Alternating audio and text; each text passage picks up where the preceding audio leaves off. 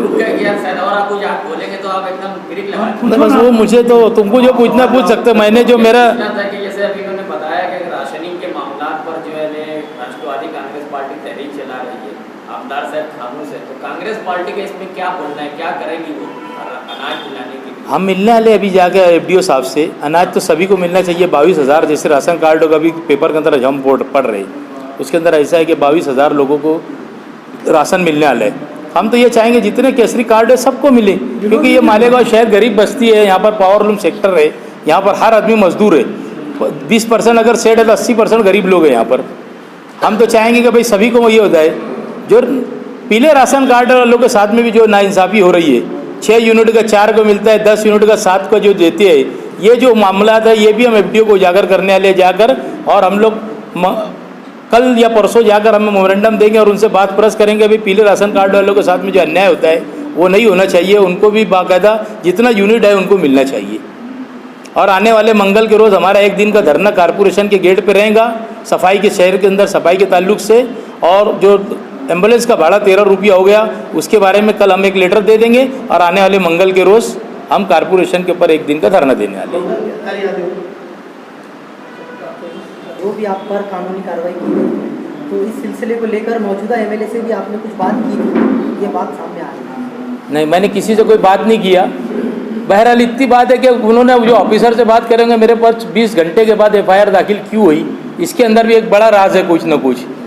क्योंकि किसी के दबाव में अगर इन्होंने किया होगा तो ये अच्छी बात नहीं है। अगर उनको करना रहता है डिपार्टमेंट को तो उसी टाइम डिपार्टमेंट मेरे ऊपर FIR दाखिल करती थी। 20 घंटे के बाद मेरे ऊपर FIR दाखिल हुई, ये अच्छी बात नहीं। अगर बड़े अधिकारी चाहते तो सामने हमने बैठाते थे और पूछते थे कि क्या मामला। वो ये एकदम खरा खोटा मामला है कि जो पुलिस के अंदर फिरियाद में कह रहे हैं कि मैं यहाँ पर 25 साल से कार्य, मुझे बताने की ज़रूरत क्या है? वो तो आज पुलिस का रोज़ का काम है उनका बंद करने का। कायदा मैं क्यों हाथ में लूँगा? कोई आज उनका कि पहले दिन आएगी पुलिस, उनका काम है, वो बंद करती है, पब्लिक उनको बंद करके वो चले जाते हैं। इनका रोज़ की ड्यूटी है, वो निभाती है। मुझे कभी हम उसमें इंटरफेयर करने की हमको ज़रूरत नहीं ना। कोई नया मामला है कि आदमी बोल रहा है तो बात अलग है। ये रोज़ पुलिस आती है, रोज़ बंद करती है, रोज़ चले जाती है। ये मार रही थी तो मैंने कहा कि साहब मारो मत, बस उसके ऊपर से वो मेरे ऊपर गुस्से में आ गया। और ये तीसरा मामला थे उनके जो मैंने आपके सामने सब बताया। तो ऐसा लगता है कि पॉलिटिकल प्रेशर लाके तुम्हारे ऊपर 353 बनवाया गया? सवाल ही नहीं आया। 20 घंटे के बाद होने की वजह यही है कि यानी इसके ऊपर जो पॉलिटिकल प्रेशर हुआ इसके ऊपर। नहीं तो अगर पुलिस चाहती तो उसी वक्त तो मेरे ऊपर रात में FIR दाखिल कर देती थी, क्योंकि ऐसा मामला था ही नहीं जैसा पुलिस ने कंप्लेंट के अंदर लिखाया। सरासर बाकायदा बदनामी है मेरी इस शहर के अंदर। मैं पार्टी का अध्यक्ष होने के नाते मेरी ये बदनामी हुई है बाकायदा। मैं इसको बर्दाश्त ही नहीं कर सकता। मैं आपसे फिर ये कहूँगा, खासतौर पर मराठी मीडिया के अंदर ऊपर जाएगा आपका पेपर, मैं ये कहूँगा कि भाई उनकी बदली करके उनकी चौकसी करना चाहिए। और नहीं तो 10 जनवरी को मैं चूड़ी पहनकर महात्मा गांधी फुले के पुतले के पास मैं 1 दिन का धरना चूड़ी पहनकर और मुंह पे काली पट्टी लगा कर मैं बैठूंगा। 1 दिन का मेरा धरना रहेगा। उनकी यहाँ से बदली होना चाहिए और पूरा इन्वेस्टिगेशन होना चाहिए। DYSP साहब जो है अच्छे ऑफिसर है, शहर में काम कर रहे, सब कोई शहर अच्छा बोल रहा है। और मैं तो कहूँगा कि ऐसे ऑफिसर बहुत दिन के बाद राजमाने साहब के बाद शहर के अंदर आए, काम कर रहे हैं। हमारा भी फर्ज होंगे उनके साथ काम करने का, या जो अच्छा रहेगा हमारी पार्टी के लोग उनके साना बासाना खड़े रह के काम करेंगे।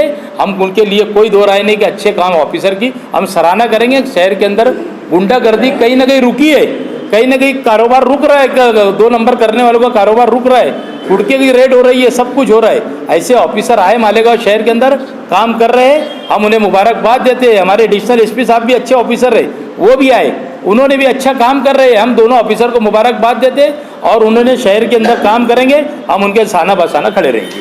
तुम चूड़ी पहन के क्यों बैठेंगे हमारे साथ? तो कुछ नहीं बोलेंगे। अधिकारी का मकसद यही है कि जो बोलेंगे उसके ऊपर केस करो। रिजवान बैटरी वाले ने बोलता था 12 नवंबर उसको डाल दिए, मुस्तकिम डिग्नेटी को डाल दिए, यूसुफ इलियास को डाल दिए। तो शहर के अंदर बोलेगा कौन? अगर मैंने बोला इस बात बच्चे को मार रहे थे तो ये तो हमारे को फिर चूड़ी पहनने की बात है ना। 10 जनवरी तक के अगर इस ऑफिसर की बदली नहीं हुई, हम 10 जनवरी को मैं खुद चूड़ी पहन लूँगा। इसके बाद इसका मतलब ये होगा कि हमने बोलना नहीं। बोलने की बारिश किससे करते हैं? आपने जिसको आमदार बनाया उसको नहीं, मैं अधिकारी लोगों को कहूँगा, ये अधिकारियों का मामला है। मैं अधिकारी से कहूँगा जो वरिष्ठ अधिकारी है, यहाँ से DYSP साहब है, SP साहब है, सीनियर SP साहब है, IG साहब है, मैं सबको लेटर, हम 2 दिन के अंदर लेटर देंगे, उसकी कॉपी आपको सबको देंगे और 2 दिन के अंदर मुतालबा करेंगे ये सब हम उनसे। और उनसे ही कहेंगे कि भाई हमारा ये मुतालबा है और ये मुतालबा हमारा पूरा होना चाहिए, नहीं तो हम इसके बाद कुछ नहीं बोलेंगे, चूड़ी पहन के एक दिन का एहतजाज करेंगे और ख़त्म करेंगे। ऐसी कौन सी मालेगांव में ताकत है जिसके दबाव में पुलिस केस दर्ज कर लेती है? 12 नवंबर के मामले में भी रिमांड आई, अभी भी आई। ऐसी कौन सी बड़ी ताकत? देखो हम तो छोटे लोग हैं, हमारे से बड़ी जो ताकत है वो यही चाहेंगे कि हम ना उभरे। इसके लिए वो हर हाल में हमारे ऊपर पॉलिटिकल प्रेशर के ऊपर ये करके उन्होंने जो भी करा होगा, हमारे से बड़ी ताकत ने की जो 20 घंटे के बाद केस दाखिल हुआ। नहीं तो केस दाखिल अगर डिपार्टमेंट को करना रहता तो डिपार्टमेंट उतनी टाइम रात को केस दाखिल कर देता।